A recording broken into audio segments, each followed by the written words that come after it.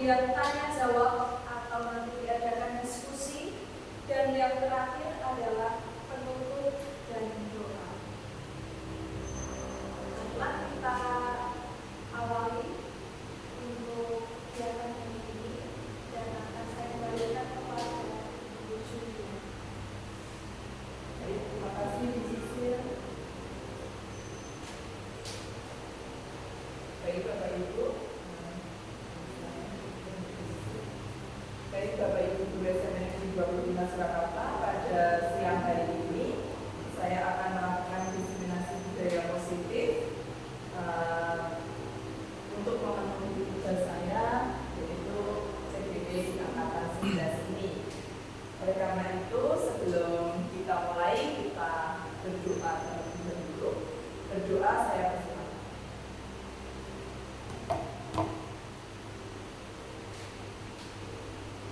Cukup. Baik Bapak Ibu, bagaimana kabarnya hari ini? Baik. Semangat ya, meskipun masih sudah siang hari, tapi masih tetap semangat. Oke. Kita mengingat kembali profil pelajar Pancasila. Nah, kita bersama-sama untuk mengucapkan profil pelajar Pancasila. Boleh sambil berdiri, coba ini. Saya pimpin nih Bapak Ibu. Profil belajar Pancasila. 1. Beriman dan bertakwa kepada Tuhan Yang Maha Esa. 2. Berkebinekaan global. 3. Gotong royong. 4. Mandiri. 5. Bernalar kritis. 6. Kreatif. Oke, terima kasih Bapak Ibu. Baiklah, untuk sesi berikutnya yang ketiga yaitu pemaparan. Di sini saya akan memaparkan tentang aksi nyata saya budaya positif di modul 1.4. Bapak Ibu sehat-sehat semua nggih?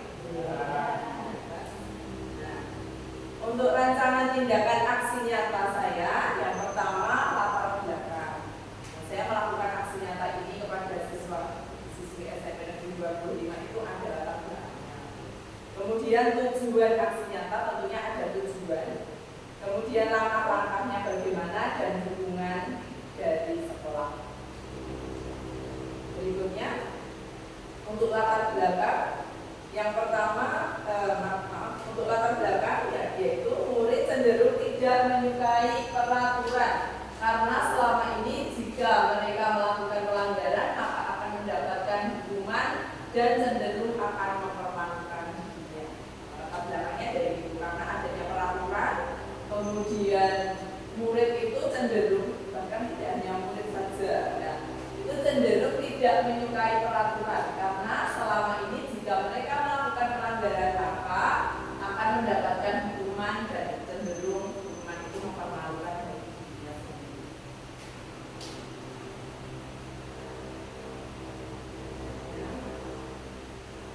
Untuk tujuan aksi nyata yang saya buat ini, yang pertama menciptakan murid yang merdeka dan mempunyai disiplin diri yang kuat agar nanti tercipta murid yang merdeka dan mempunyai disiplin diri yang kuat. Yang kedua, menumbuhkan budaya positif di sekolah dengan meyakini nilai-nilai kebijakan universal. Berikutnya untuk langkah-langkah tindakan yang saya lakukan. Yang pertama, saya menghadap kepala sekolah, dalam hal ini saya menghadap Bapak Sutrisno untuk menjelaskan pentingnya penanaman budaya positif di sekolah serta tentunya untuk mendapatkan perizinan untuk melaksanakan diskriminasi ini bersama dengan rekan-rekan guru. Kemudian yang kedua, mengundang rekan guru untuk mengikuti diseminasi pemahaman materi budaya positif. Yang ketiga, berkoordinasi dan berkolaborasi dalam proses pelaksanaan budaya positif di sekolah.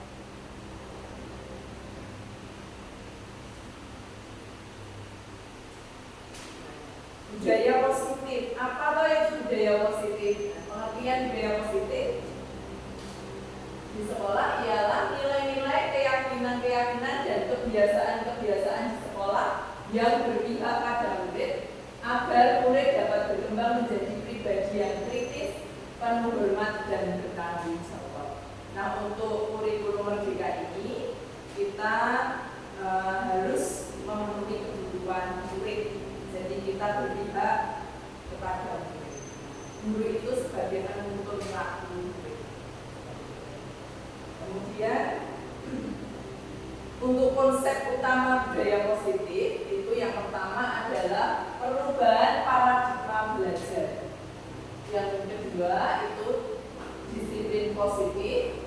Kemudian ada motivasi perilaku manusia, ada kebutuhan dasar manusia, posisi kontrol, segitiga revolusi, dan keyakinan kelas. Untuk perubahan paradigma belajar, pembelajaran dengan paradigma baru dirancang berdasarkan prinsip pembelajaran yang berdiferensiasi, sehingga setiap siswa belajar sesuai dengan kebutuhan dari tahap perkembangan untuk mewujudkan profil pelajar Pancasila.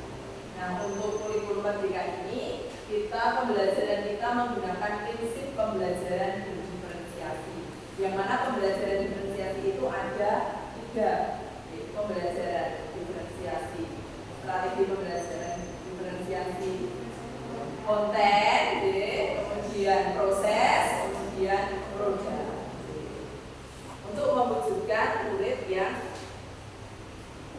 berprofil pelajar Pancasila. Selanjutnya kita masuk ke disiplin positif.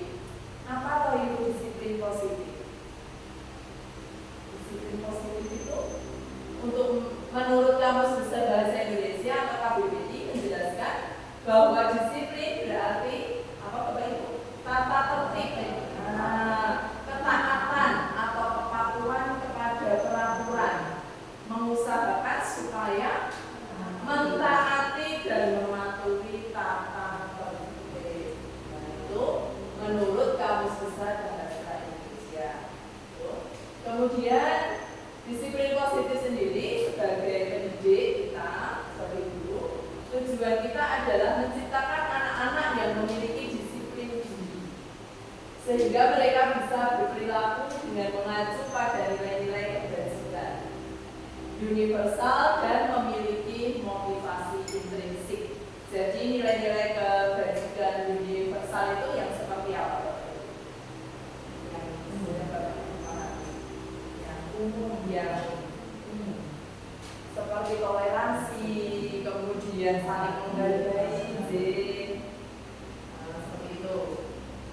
Kemudian memiliki motivasi intrinsik, berarti motivasi yang dari dalam diri murid itu sendiri. Kemudian untuk disiplin positif sendiri di sini diartikan merupakan salah satu penerapan disiplin yang bertujuan untuk menumbuhkan kesadaran serta memberdayakan anak untuk melakukan sesuatu tanpa ancaman maupun hukuman. Jadi disiplin di sini tidak dengan ancaman dan tidak dengan hukuman. Kalau zaman saya sekolah dulu itu namanya disiplin, itu sekolah yang menerapkan disiplin itu mesti ya di dalamnya ada sanksi, ada hukuman, ada ancaman.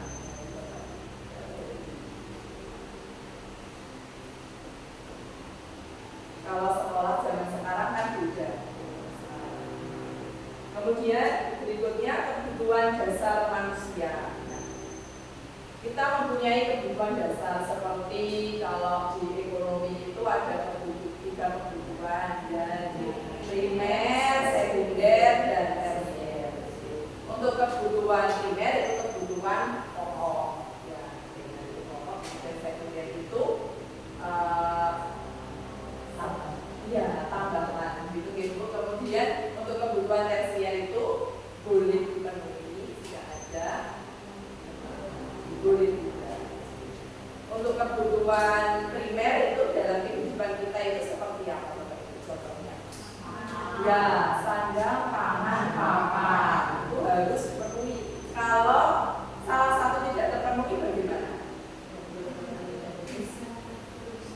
Iya, tidak seimbang, belum bisa seimbang. Kemudian untuk kebutuhan sekundernya, untuk kita contohnya apa? Contohnya apa gitu?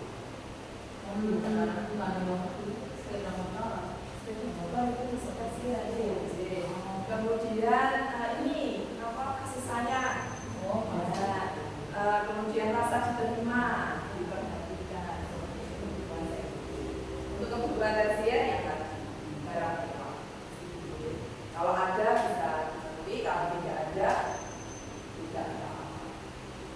Kemudian untuk kebutuhan dasar manusia yang pertama, kebutuhan primer, yang pertama bertahan hidup. Bertahan hidup, kemudian yang kedua kasih sayang dan diterima. Kemudian penguasaan, kebebasan dan kesenangan. Untuk berikutnya kita gali satu persatu kebutuhan bertahan hidup. Kebutuhan bertahan hidup itu survival. Nah, kebutuhan yang bersifat fisiologis untuk bertahan hidup misalnya seperti tadi kesehatan, rumah, makanan. Kebutuhan biologis. Nah, kalau ini bagi yang sudah dewasa sebagai bagian dari proses reproduksi. Nah, ini yang belum ini ada berempat. Nah, nanti untuk bisa ya. Terus komponen psikologis pada kebutuhan ini meliputi kebutuhan akan perasaan aman. Nah, jadi kalau sudah berpasangan, kebutuhan biologisnya itu sudah terpenuhi, nanti aman.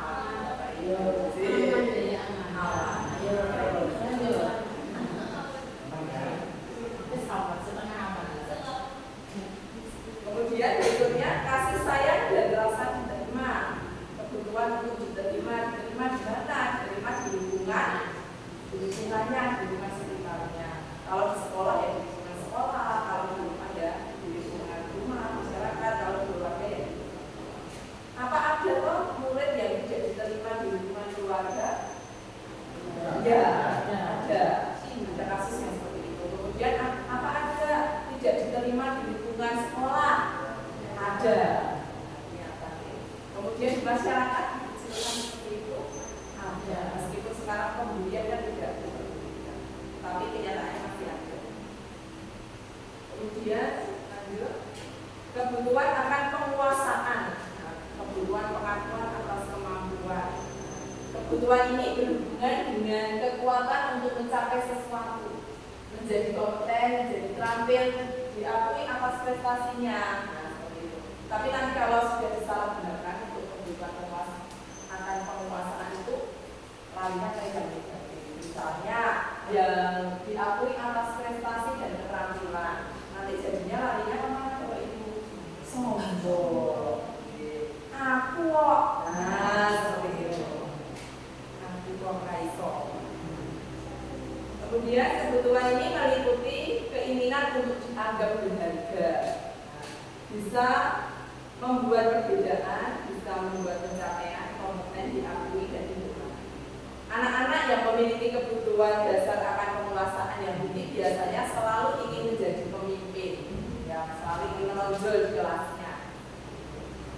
Kemudian mereka juga suka mengamati sebelum mencoba hal baru dan merasa kecewa bila melakukan kesalahan. Mereka juga biasanya rapi dan sistematis dan selalu ingin mencapai yang terbaik. Jadi ada tuh Bapak Ibu di kelas itu ada yang salah satu atau dua anak itu yang ingin berkuasa di kelas itu, ditakuti. Kemudian berikutnya kebebasan, kebutuhan akan pilihan. Nah, ini kebutuhan untuk bebas adalah kebutuhan akan kemandirian, otonomi, memiliki pilihan dan mampu mengendalikan arah hidup seseorang. Anak-anak dengan kebutuhan kebebasan yang tinggi menginginkan pilihan. Mereka perlu banyak bergerak, suka mencoba-coba, tidak terlalu terpengaruh orang lain dan senang mencoba hal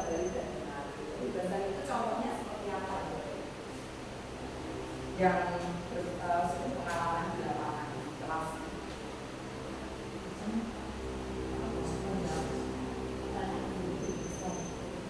Kebebasan dia itu yang positif, kebebasan berpendapat itu yang positif.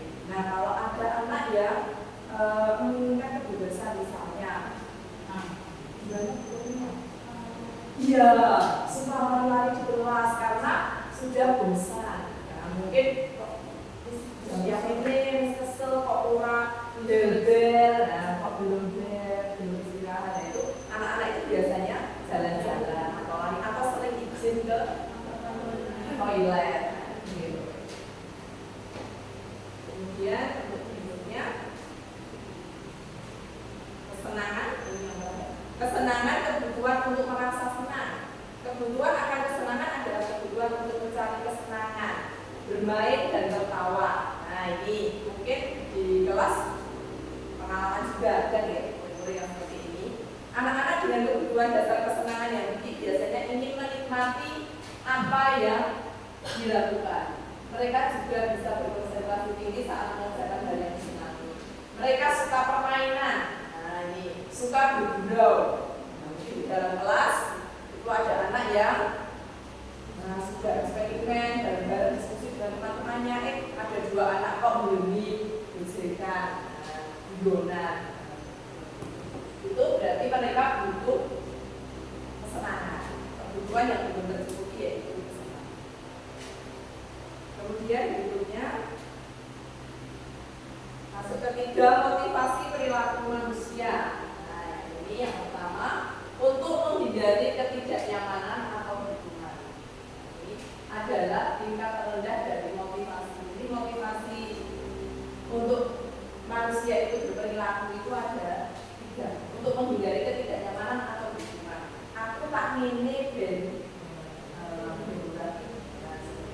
misalnya contohnya aku berangkat pagi, dia tidak kalau nanti nanti jumpa. Untuk menghindari ketidaknyamanan atau hubungan, ini adalah tingkat terendah dari motivasi perilaku manusia. Biasanya orang yang motivasi perilakunya untuk menghindari hubungan atau ketidaknyamanan itu bersifat eksternal, tidak dari dalam diri. Jadi saya melakukan ini supaya saya nanti tidak. Kemudian yang kedua, untuk mendapatkan imbalan, nah ini atau penghargaan dari orang lain. Nah, Bapak Ibu guru jelaskan ada yang seperti ini. Ini contohnya seperti ini. Untuk mendapatkan imbalan atau penghargaan dari orang lain, satu tingkat di atas motivasi yang pertama. Di sini orang berperilaku untuk mendapatkan imbalan atau penghargaan dari orang lain. Mereka juga melakukan sesuatu untuk mendapatkan hadiah, pengakuan atau imbalan. Motivasi ini juga motivasi eksternal. Nah, ini contohnya. Contohnya itu Bapak Ibu saya zaman dulu. Jadi pendidikan zaman old, zaman dulu itu beda dengan zaman sekarang. Kalau zaman saya dulu, kalau itu pas pembelajaran pas KPM di kelas itu misalnya, yo siapa yang bisa menjawab nanti dia dulu Pak Guru. Itu ternyata masuk di yang nomor 2 untuk mendapatkan imbalan. Jadi anak itu termotivasi untuk menjawab karena kepengen hadiahnya. Kemudian mungkin ada contoh lain.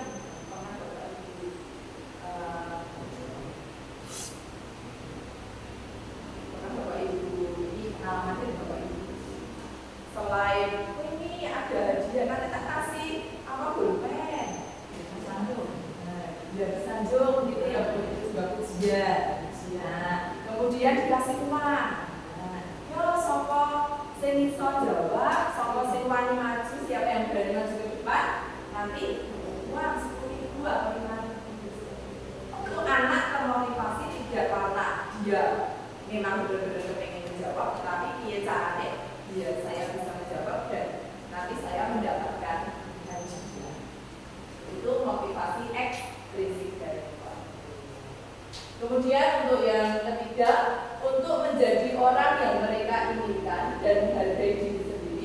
dengan nilai-nilai yang mereka percaya. Nah, ini motivasi dari dalam diri murid itu sendiri. Jadi ini yang paling bagus di antara yang dua. Jadi mereka misalnya siapa yang bisa ya memang benar-benar dari ya memang benar-benar saya tuh terus tidak ada unsur yang memang dari motivasi kita itu. Kemudian untuk berikutnya konsep disiplin dengan identitas gagal. Yang pertama ini kita bandingkan antara hukuman dan penghargaan. Kalau kita menghukum siswa menerapkan disiplin, penerapan disiplin dengan cara menerapkan hukuman. Hukuman itu biasanya ke anak itu menyakitkan karena kata-kata yang kita sampaikan itu juga kata-kata yang menyakitkan. Kemudian membuat kondisi yang tidak nyaman. Contohnya misalnya habis marah-marah sama anak atau sama murid, kemudian besok atau nanti pas istirahat ketemu, apa yang terjadi? Tidak nyaman ya, tidak nyaman, menghindar. Murid itu pasti menghindari kita. Ngopo tadi aku habis dimarahi, kemudian murid takut. Nah, ada kasus juga deh seperti ini, murid takut kalau ketemu ibu guru B gitu, karena kemarin atau tadi habis dimarahi dia sudah punya rasa takut toh. Nah, terus ada begitu langsung lari. Nah, ada nih seperti itu ya. Kemudian untuk yang berikutnya memaksa, kemudian murid menyembunyikan kesalahan. Kemudian murid menjadi rendah diri itu jadi tidak pede. Kemudian kalau kita menerapkan disiplin dengan penghargaan ya tadi kasih uang, kemudian dikasih hadiah pensil, bolpoin, buku gitu, apakah efektif Bapak Ibu? Tidak. Itu merusak hubungan. Bersifat ini, temennya mengikuti terus, seperti itu. Nanti masih kita sebenarnya dapat sesuatu dari guru.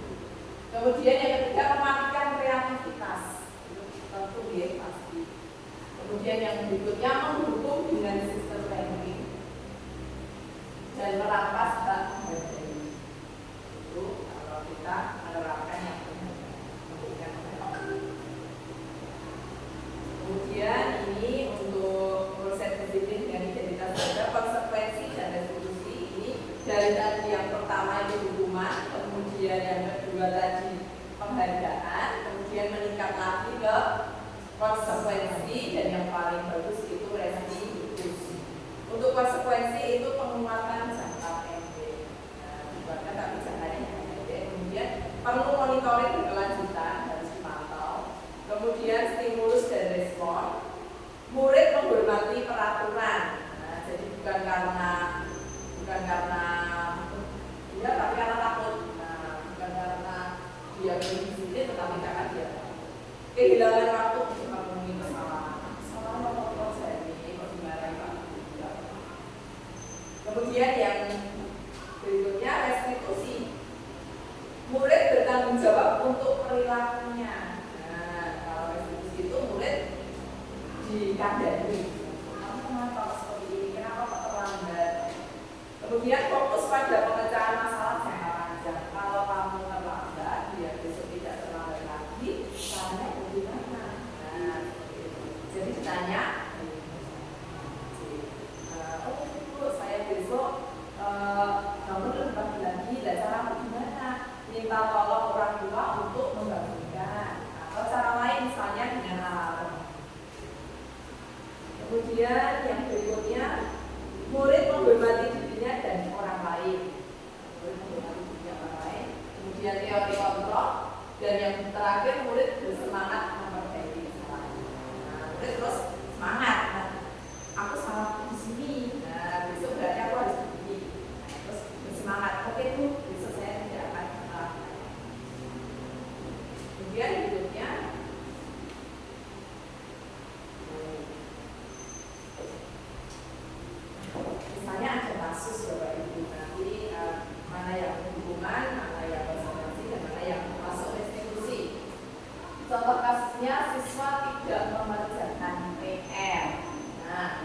sini kalau guru itu menerapkan hukuman dalamnya itu guru menghukum siswa dengan hormat bendera 10 menit. Nah, misalnya kenapa kamu tidak mengerjakan PR sana? Nah, di lapangan hormat bendera selama 10 menit. Nah, itu termasuk hukuman. Kemudian guru marah dan murid menjadi takut dengan nada yang tinggi. Kemudian yang masuk konsekuensi itu guru memberikan konsekuensi untuk mengerjakan PR-nya saat istirahat. Diberikan konsekuensi.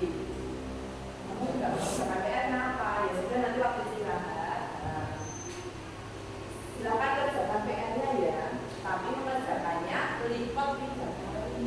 Nah, itu bukan hukuman, tetapi masuk ke konsekuensi.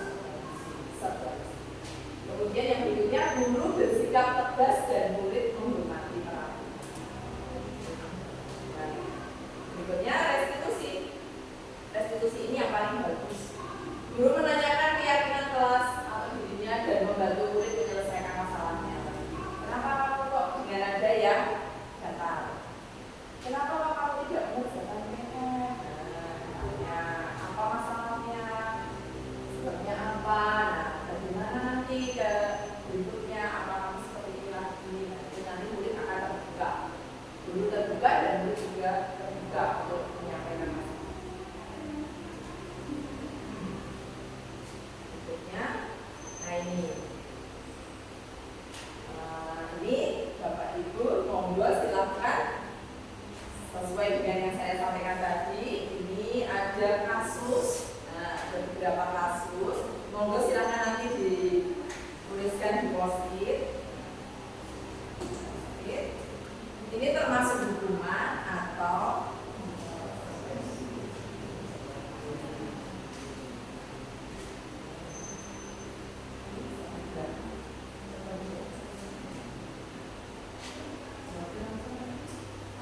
iya, langsung monggo silakan dijawab.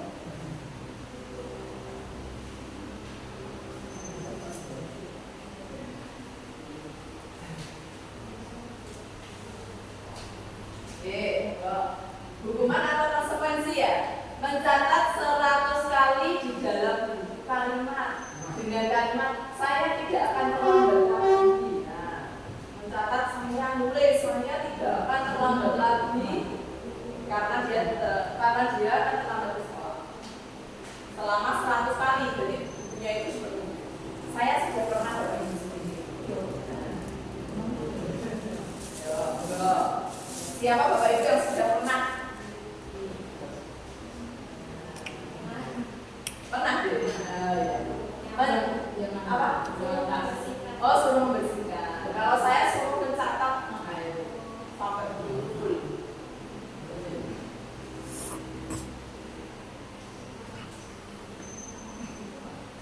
Kemudian yang kedua, lari mengelilingi lapangan basket 2 kali karena terlambat hadir di sekolah. Nah, diminta lari. Nah, itu termasuk konsekuensi apa?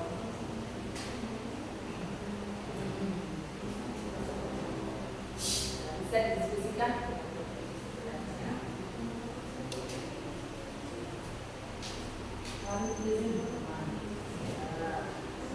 Nah, ini membersihkan coretan yang dibuatnya di meja tulis. Nah, jadi orek-orek kerja. Nah, oke. Langsung ditulis Pak Hadir.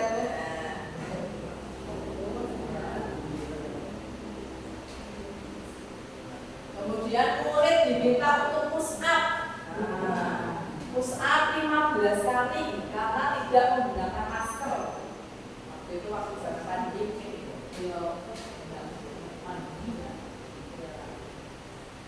Karena tidak menggunakan masker ke sekolah, terus diminta push up 15 kali. Menggantikan kertas tugas teman yang telah dicoret-coret. Nah, ini coret-coret kertas tugasnya teman, kemudian itunya dengan menggantikan kertas tugas teman yang telah dicoret-coret. Lanjut, Bapak Ibu. Apa nggih? Oke. Nah, ini berjemur di lapangan basket pukul 12 siang karena ngobrol.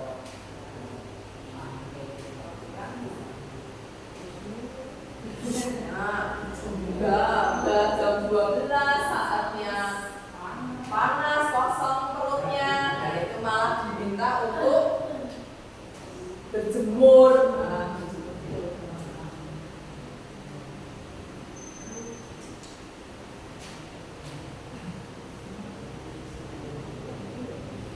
Duduk di bangku di pinggir lapangan pada jam istirahat. Tidak diizinkan bermain oleh guru piket karena mencederai teman saat bermain di lapangan. Duduk di bangku di pinggir lapangan pada jam istirahat. Tidak diizinkan bermain oleh guru piket karena mencederai teman saat bermain di lapangan. Nah, itu masuk hukuman atau konsekuensi.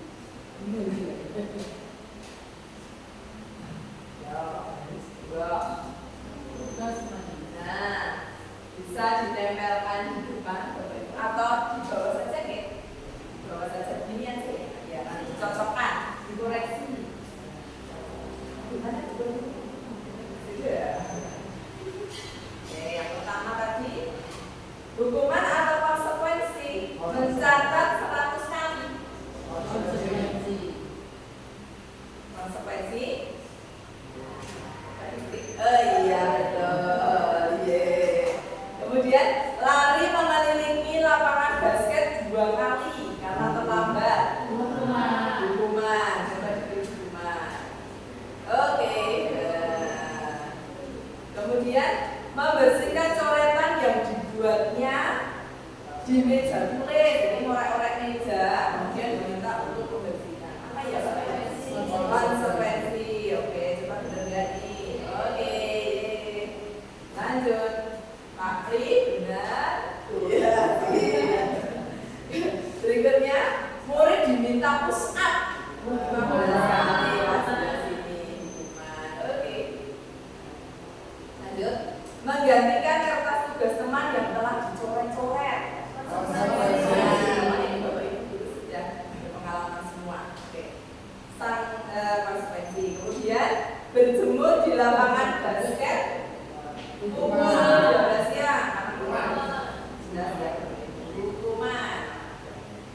Lanjut. Ini tambahan ini. Ada. Coba langsung dijawab. Murid diminta bertelanjang kaki, berarti tanpa sepatu, tanpa kaos kaki. Nah, sepanjang hari karena tidak menggunakan sepatu warna hitam sesuai peraturan sekolah. Ada apa salah ya hukuman ya? Oke, kemudian lanjut. Berdiri di depan kelas sambil mengangkat kaki satu. Jangan saya dulu. Karena tidak bisa menjawab pertanyaan. Sate aja sekali. Oke, ya. Membersihkan tumpahan air di meja tulis karena tersenggol pada saat belajar. Ya, enggak ya? Oke. Lanjut. Kehilangan 10 menit jam istirahat untuk mengerjakan tugas karena terlambat datang dan tertinggal pelajaran selama 10 menit. Konsekuensi. Coba. Oke. Lanjut. Duduk di tadi pertanyaan.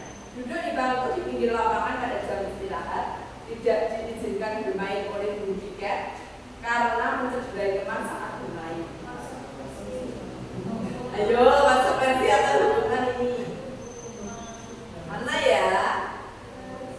Duduk di bangku di pinggir lapangan pada jam istirahat tidak diizinkan bermain oleh guru piket karena mencederai teman saat bermain di lapangan. Ayo. Hukuman, oke kita klik hukuman coba ya. Konsekuensi yang betul, Bapak Ibu. Oke, Bapak Ibu. Salah, ada yang benar semua? Oke, masih dapat 8 Bu. Mas Pak Angga. Oke, terima kasih Bapak Ibu.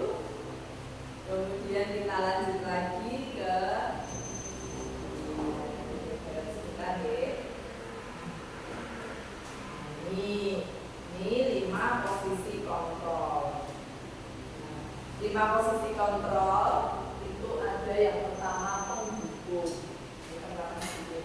Penghubung yang kedua, penghubung itu gambarnya seperti itu loh. Berarti marah-marah dengan menunjuk-nunjuk. Nah, kepada siapa? Kepada murid. Nah, Bapak Ibu guru gemaskan tidak ada. Nah, kemudian dengan nada tinggi ya biasanya. Terus muridnya bagaimana itu? Gambarnya muridnya menunduk karena merasa takut sama Pak Guru. Wis pokoknya menunduk. Mungkin bahkan bisa jadi nangis. Kemudian yang kedua, membuat merasa bersalah. Kemudian yang berikutnya posisi teman. Nah, ini posisi teman itu nanti ada videonya. Posisi teman itu seperti apa? Kemudian pemantau dan yang terakhir posisi sebagai manajer. Nah, dari kelima posisi kontrol ini kira-kira yang paling bagus yang mana ya? Manajer. Manajer apa aja ya manajer nanti juga kita lihat.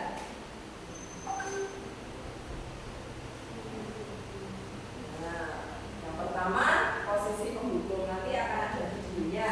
Nah, untuk penghubung, seorang penghubung bisa menggunakan hubungan fisik.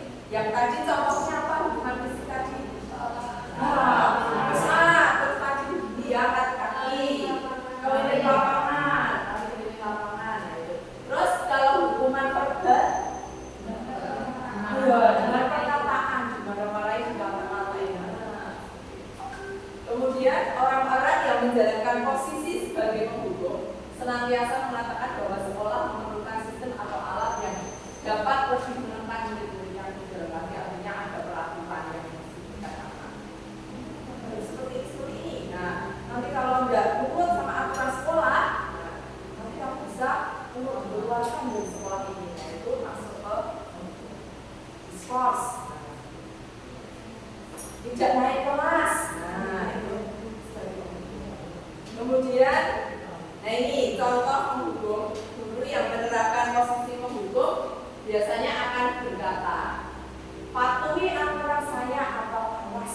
Nah, kamu selalu saja salah. Nah, itu. Kemudian pasti selalu yang terakhir selesai gitu. Nah, guru seperti ini senantiasa percaya hanya ada satu cara agar pembelajaran bisa berhasil, yaitu caranya dia. Penghubung itu biasanya bernada suara tinggi, pada satu tubuhnya sudah mencerminkan dia merokok matanya dan jari-jarinya menunduk. Kemudian berikutnya contoh sebagai penghubung. Nah, ini tadi tanyakan pada diri Anda, bagaimana perasaan murid bila guru berbicara seperti itu pada saat muridnya datang terlambat. Kira-kira bagaimana perasaan? Takut. Takut. Kalau berbicara seperti itu sih takut. Kemudian hasilnya kemungkinan murid itu marah dan mendendam atau bersifat agresif. Agresif itu bagaimana nih? Kalau marah mendendam itu jelas. Tapi ya, mendendam itu itu ya, mungkin aku sakit hati seperti itu. Kalau marah itu mungkin langsung wani. Nah, itu jawab. Kemudian kalau agresif ini ya paling menakutkan. Kira-kira seperti apa? Itu zaman saya dulu juga. Ya, langsung emosinya tidak bisa terkontrol, terkendali langsung. Nah, seperti ini misalnya. Atau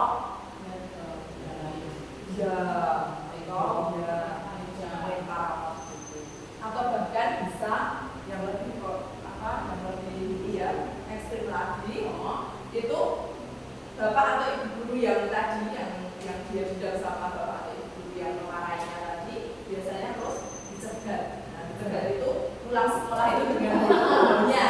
Dan itu biasanya anak-anak murid-murid SMA. Nah, kalau murid-murid kita SMP tidak ada. Dan sekarang tidak ada karena bapak ibu guru juga tidak menerapkan hukuman. Kemudian lanjut, membuat merasa bersalah.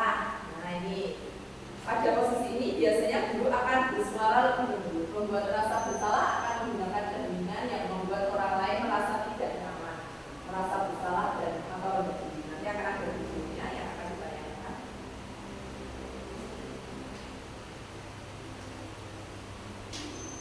Kemudian berikutnya contoh membuat rasa bersalah itu kata-kata yang dikeluarkan dari Bapak Ibu guru, yaitu contohnya satu, ibu sangat kecewa sekali dengan kamu. Nah itu kan anak itu terus mesti merasa, nah itu dia, merasa bersalah.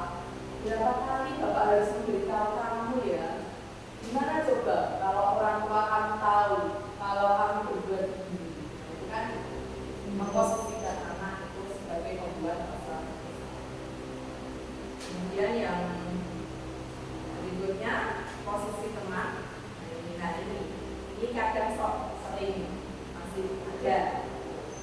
Guru pada posisi ini tidak akan menyakiti murid, namun akan tetap berupaya mengontrol murid melalui persuasi. Posisi teman pada guru bisa negatif atau bisa positif. Nah, positif ini nanti bisa terjadi hubungan baik yang terjadi antara guru dan murid. Kemudian kalau yang positif itu dengan menasihati dengan humor, dengan memposisikan sebagai teman. Kamu tahu ya kalau kalau meneng, kamu tahu kalau kemudian kalau yang negatif itu bagaimana? Guru itu biasanya terus tidak dihargai. Pak, nah kadang sok guru rakus, guru, dihargai seperti mana?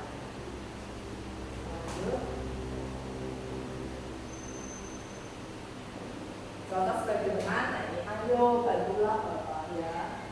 Ini Bapak, ayo ingat tidak ada bantuan, ayo ingat tidak, ayo ingat tidak bantuan Bapak selama ini. Ya sudah, kali ini tidak apa-apa. Nanti Ibu bantu bereskan. Nah itu kan sebenarnya juga ya toh anak jadi sesuatu yang dimana kamu. Terus sebagai teman.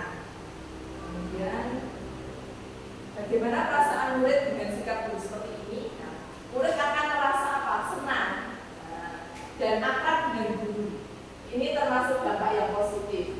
Hanya saja di sisi negatif murid menjadi tergantung pada guru tersebut. Bila ada masalah, dia merasa bisa mengandalkan guru tersebut untuk membantunya. Prabowo. Nah, kalau bersama nanti sama dia. Dia memang cocok. Nah, kemudian akibat lain dari posisi teman, Adi hanya akan dibuat, maaf ya Pak Adi, Adi hanya akan dibuat sesuatu bila yang menyuruh adalah guru tersebut dan belum tentu berlaku yang sama dengan guru atau orang lain. Jadi karena dia sudah akrab dengan guru tersebut, jadi kalau dijauhi guru tersebut berangkat mau, tapi kalau dijauhi guru lain mungkin enggak. Itu contoh seperti itu. Kemudian sebagai pemantau itu berarti mengawasi. Pada saat kita mengawasi, kita bertanggung jawab atas perilaku orang-orang yang kita awasi. Posisi pemantau berdasarkan pada peraturan dan konsekuensi. Nah, konsekuensi yang tadi, ya menggunakan konsekuensi. Kemudian yang berikutnya,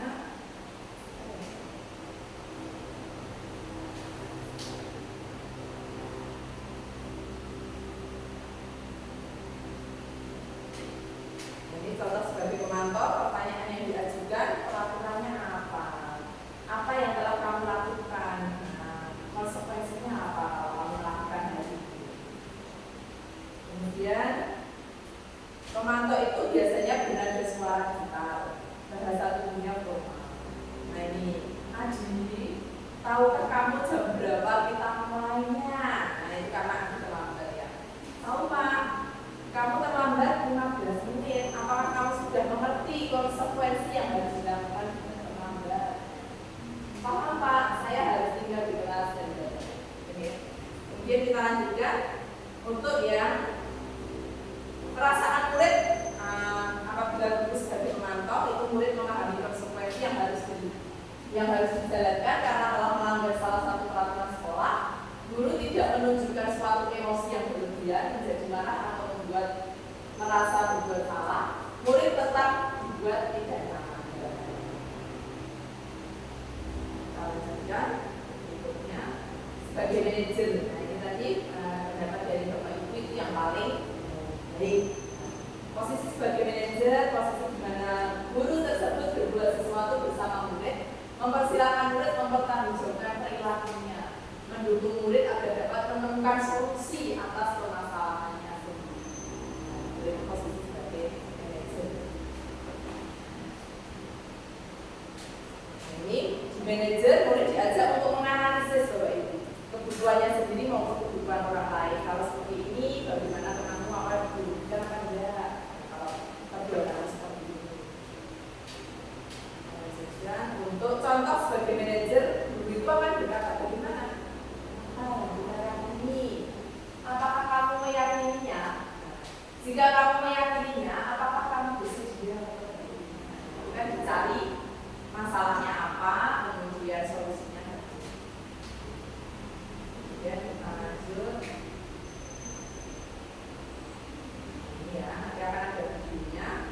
Manajer itu biasanya hadirnya tulus, bahasa tubuh tidak kaku dan apakah kamu mengetahui jam berapa sekolah dimulai dan seterusnya. Kemudian bagaimana perasaan murid jika diperlakukan seperti ini?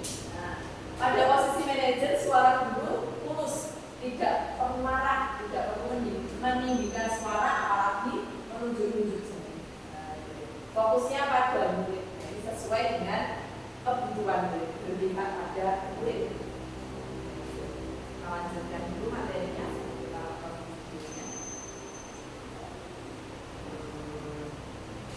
Atau saya minta Bapak Ibu selama mengajar di sini di Kasni mungkin sudah berapa tahun?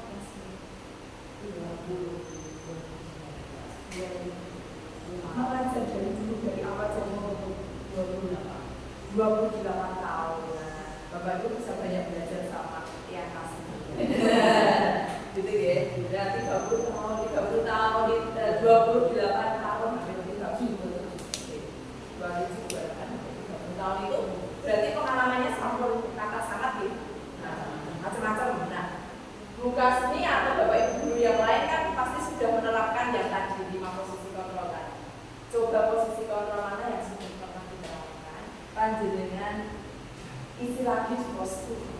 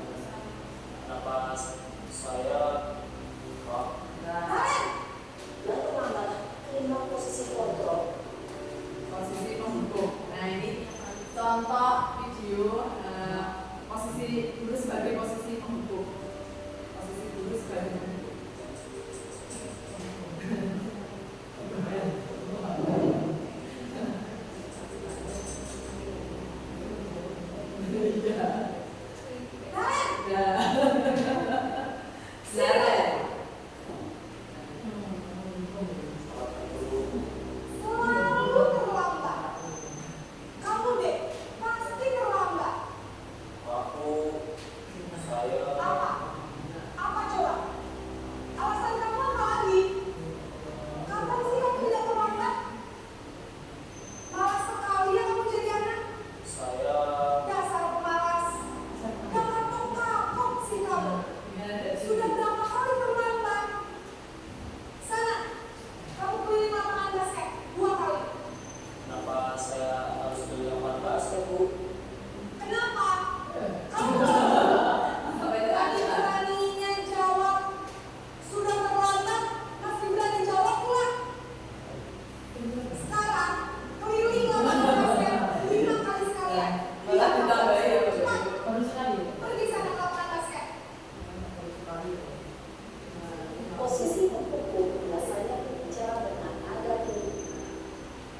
berarti posisi pembuka. Kemudian nah ini posisi membuat merasa bersalah, tidaknya dengan pembukaan yang senyap.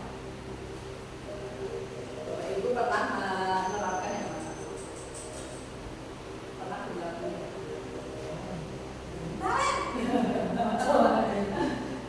Atau yang sama loh Ibu? Nah, dan ibunya juga. Naren, kamu kenapa terlambat lagi, nak?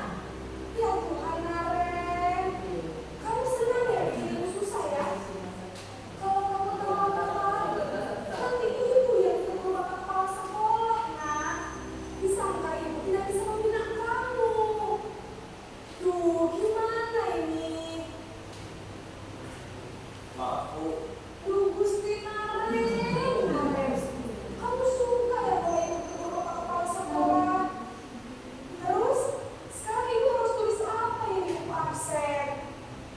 Ini kamu sudah sering terlambat loh. Ibu harus apa coba?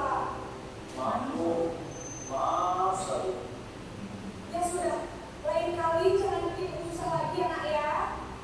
Ibu tidak akan kuat lagi kalau kamu begini terus. Bisa jantungan kalau ibu. Sana cepat, kelas.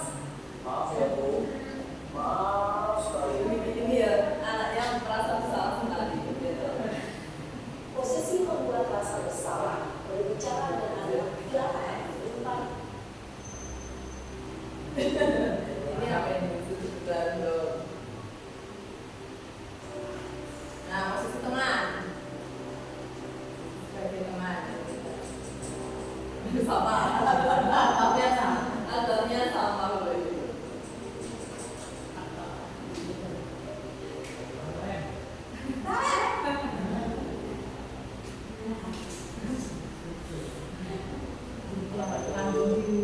Wah, sudah jam berapa? Kan sebagai teman. Ya sayang. Iya Bu, habis Mungkin pernah gitu ya. ngomongin saya Bu. Kamu malah menyalahkan ibu kamu. Kamu bukannya anak nyalahin kencang. Kok terlambat sih? Iya Bu, saya memang terlambat bangun tadi. Jadi biarpun saya lagi kencang, tetap gak kencang Bu. Ya sudah sana. Nanti lain kali larinya lebih kencang lagi ya. Biar gak terlambat lagi. Bikin seneng ibu. Demi ibu. Bisa kan? Bisa Bu. Ya sudah sana ke kelas. Beresin urusan absen kamu. Bener ya. Saja. Ibu beresin urusan absen kamu. Dalam posisi teman, guru berbicara guru, identitas guru mulia. Ya ini sebagai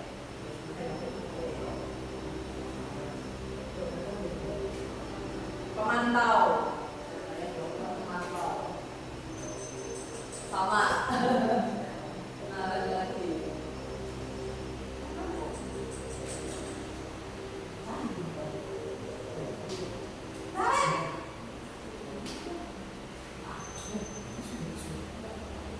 Apa Bu? Naren, apa peraturan sekolah kita tentang jam berapa kita harus masuk sekolah? Nah, Kita harus di sekolah dulu Bu. iya betul. Sekarang sudah jam 7. Naren sudah tahu konsekuensinya jika terlambat hadir. Paham Bu, saya harus tinggal kelas pas jam istirahat selama 20 menit. Iya benar, konsekuensinya demikian. Jadi nanti jam 9.30 pas istirahat, kamu harus tinggal di kelas, kerjakan tugas tambahan untuk ketinggalan kamu, ya? Baik Bu. Posisi pemantau menandakan Ini yang terakhir posisi apa Ibu? Manajer. informal.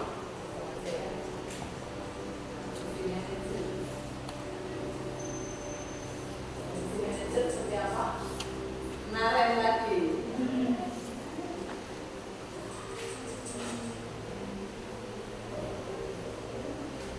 Naren,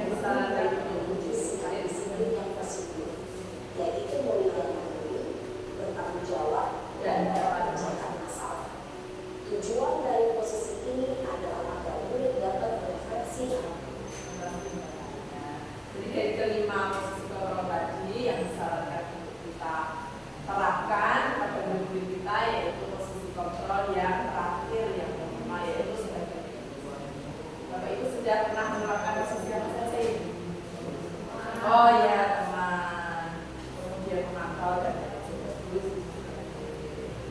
Ya, nanti bisa dikumpulkan di. Oh ya, posisi memantau. Kalau sekarang posisi manajer dia. Jadi Bapak Ibu kita lanjutkan untuk slide berikutnya.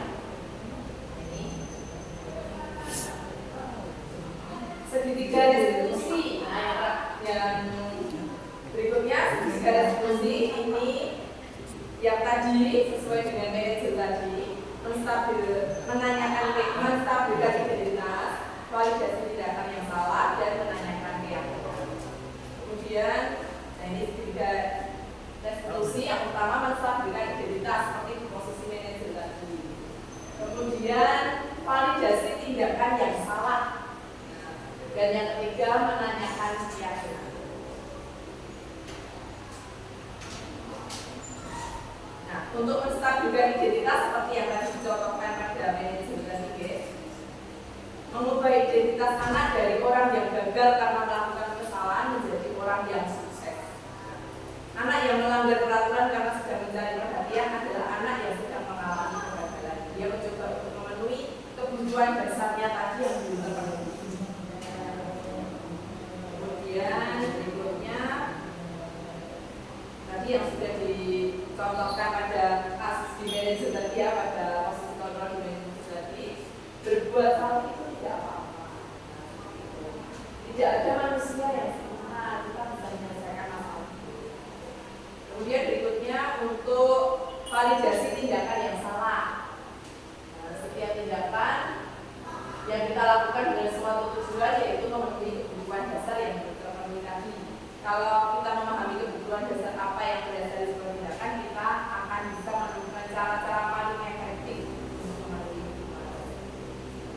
Kemudian kalimat-kalimat yang disampaikan pada validasi tindakan yang salah itu, padahal kamu bisa melakukan dengan itu ya, kamu pasti punya alasan mengapa melakukan hal itu.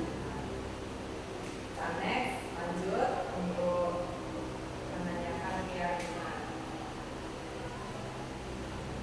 menanyakan keyakinan. Nah, yang berikutnya teori Lacan mengatakan bahwa kita pada dasarnya termotivasi secara Bapak Ibu internal dari dalam.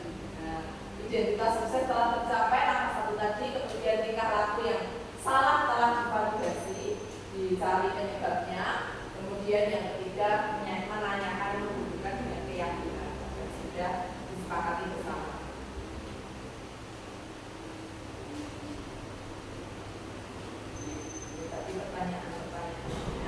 Keyakinan, nah ini hubungan dengan yang tadi juga yang segitiga restitusi. Keyakinan di sini diterapkan keyakinan keras. Nah, Bapak Ibu pernah membuat keyakinan keras di?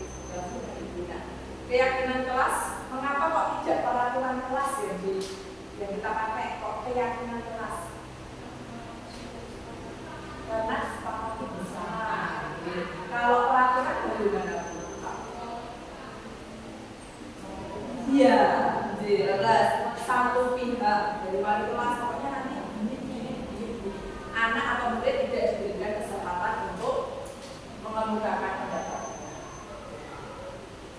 Mengapa kita memiliki peraturan tentang penggunaan helm pada saat mengendarai kendaraan roda 2? Contohnya untuk keselamatan, itu ya, bukan karena yang lain, tapi untuk keselamatan, bukan karena takut sama Pak Polisi. Nah, tetapi karena memang yakin, oh ini kalau aku tidak pakai helm nanti kalau ada terjadi sesuatu di jalan nanti saya yang rugi. Nah, itu sebenarnya dengan keselamatan itu intrinsik dari dalam. Mengapa kita memiliki peraturan tentang penggunaan masker dan mencuci tangan setiap saat? Nah, untuk kesehatan dan keselamatan, bukan karena peraturan. Nanti kalau nggak pakai masker nanti tidak dihukum. Nah, itu bukan. Tetapi sadar karena kesehatan. Kemudian lanjut.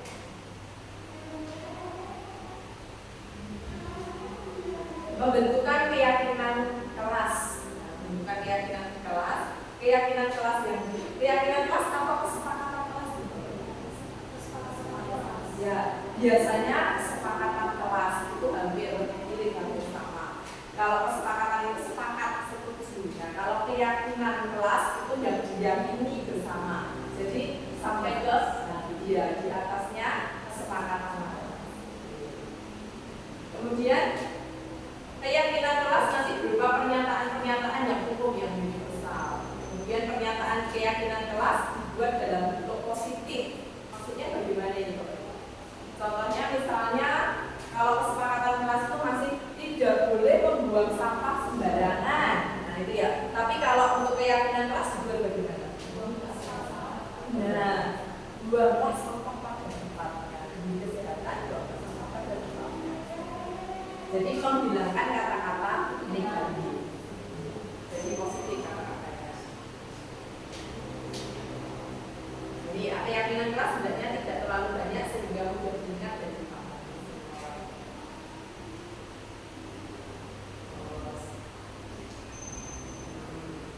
Ini contoh yang saya terapkan di kelas untuk kegiatan membuat keyakinan di kelas saya. Nah, itu anak-anak silahkan kamu sampaikan pendapatmu. Nah, nanti kemudian kalau sudah anak-anak menempelkan seperti ini tadi nih Bapak Ibu, ditempelkan positifnya di papan tulis setelah anak-anak tulis, kemudian disaring, didiskusikan bersama, diyakini. Nah, tidak hanya 1 atau 2 kita, tetapi 10, 14, seluruh siswa.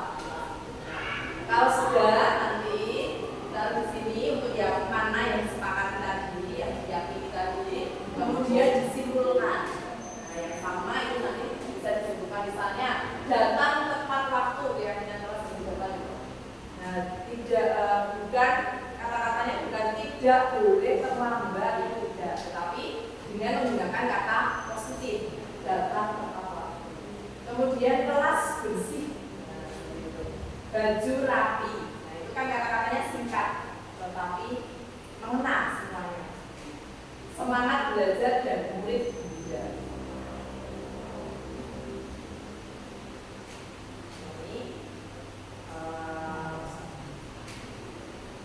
untuk closingnya bahwa standar pendidikan nasional itu kan tidak terasa di Bapak Ibu sudah sampai di akhir. Standar pendidikan nasional itu apa Bapak Ibu? Nah, dalam rangka menciptakan lingkungan yang positif, maka setiap warga sekolah dan pemangku kepentingan perlu saling mendukung. Jadi tidak hanya 1 atau 2 pihak, tapi semuanya menghayati dan menerapkan nilai-nilai kebajikan yang telah disepakati bersama. Untuk dapat menerapkan tujuan mulia tersebut, maka seorang pemimpin pembelajaran perlu berjiwa kepemimpinan sehingga dapat mengembangkan sekolah dengan baik agar terwujud suatu budaya sekolah yang positif sesuai dengan standar kompetensi pengelolaan yang telah ditetapkan. Tujuan mulia dari penerapan disiplin positif adalah agar terbentuk murid-murid yang berkarakter, berdisiplin, santun, jujur, peduli, bertanggung jawab dan merupakan pembelajar sepanjang hayat sesuai dengan standar kompetensi lulusan. Nah, itu dia Bapak Ibu. Jadi untuk kesimpulannya, untuk disiplin positif itu berawal mulai dari diri sendiri, ya, dari diri pribadi sendiri, baik itu murid maupun Bapak Ibu. Nah, kemudian tumbuh menjadi kebiasaan-kebiasaan positif. Misalnya kita sebagai guru misalnya memberikan contoh, jika ada sampah kita ambil. Kemudian kita buang di tempatnya. Itu sebagai teladan. Kalau jika ada siswa yang melihat kok, iya tidak perlu disuruh. Kemudian kebiasaan-kebiasaan positif nanti bisa bertumbuh menjadi apa? Pembiasaan yang positif dan tumbuh menjadi budaya positif. Kemudian Bapak Ibu untuk pemaparan saya pada siang hari ini. Saya ucapkan terima kasih untuk Bapak Ibu yang telah berkenan hadir dan mengikuti acara ini sampai selesai. Sebelum kita tutup, kita